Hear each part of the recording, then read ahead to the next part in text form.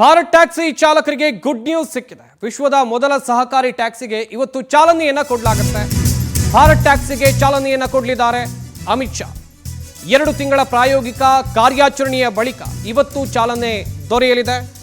ವಿಶ್ವದ ಮೊದಲ ಮತ್ತು ಅತಿ ದೊಡ್ಡ ಸಹಕಾರಿ ಟ್ಯಾಕ್ಸಿ ಸೇವೆ ಪ್ರಸ್ತುತ ದೆಹಲಿ ಮತ್ತು ಗುಜರಾತ್ನಲ್ಲಿ ಈ ಸೇವೆ ಲಭ್ಯ ಇದೆ. 2 ವರ್ಷಗಳಲ್ಲಿ ದೇಶವ್ಯಾಪಿ ಭಾರತ್ ಟ್ಯಾಕ್ಸಿ ಲಭಿಸಲಿದೆ. ಓಲಾ, ಊಬರ್, ರ್ಯಾಪಿಡೋ ಟ್ಯಾಕ್ಸಿಗೆ ನೇರ ಸ್ಪರ್ಧೆಯನ್ನ ಭಾರತ್ ಟ್ಯಾಕ್ಸಿ ಕೊಡುತ್ತೆ. ಈಗಾಗಲೇ ಸೇವೆಯನ್ನ ನೀಡ್ತಾ ಇದ್ದಾರೆ. ಈ ಸೇವೆಯನ್ನ ನೀಡ್ತಾ ಇರುವಂತ 6 ಚಾಲಕರಿಗೆ ಸನ್ಮಾನವನ್ನ ಮಾಡಲಾಗಿದೆ. ಸಾರಥಿಯೇ ಮಾಲೀಕ ಎನ್ನುವಂತ ಕಾನ್ಸೆಪ್ಟ್ ಇದು. ಸಾರಥಿಯೇ ಮಾಲೀಕ ಎನ್ನುವಂತ ಆಶಯದಡಿ ಷೇರು ಪ್ರಮಾಣ ಪತ್ರವನ್ನ ಕೊಡಲಾಗಿದೆ.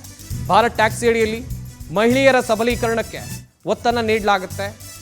ಹಾಗೆಯೇ ಈ ಒಂದು ಯೋಜನೆ ಜಾರಿ ಬಂದಂಥ ಸಂದರ್ಭದಲ್ಲಿ ಸಾಕಷ್ಟು ಸಹಕಾರ ಆಗುತ್ತೆ.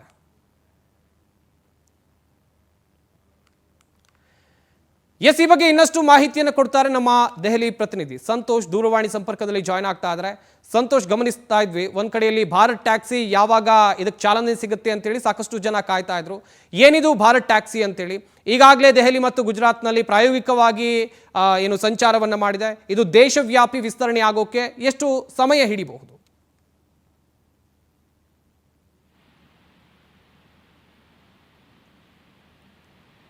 ಸಂತೋಷ್, ನನ್ನ ಧ್ವನಿ ಕೇಳಿಸ್ತಾ ಇದೆಯಾ? ಸಂತೋಷ, ಒಂದ್ ಕಡೆಯಲ್ಲಿ ಭಾರತ್ ಟ್ಯಾಕ್ಸಿಗೆ ಯಾವಾಗ ಚಾಲನೆ ಸಿಗುತ್ತೆ ಎನ್ನುವಂತ ಪ್ರಶ್ನೆ ಎಲ್ಲರಲ್ಲೂ ಕೂಡ ಇತ್ತು.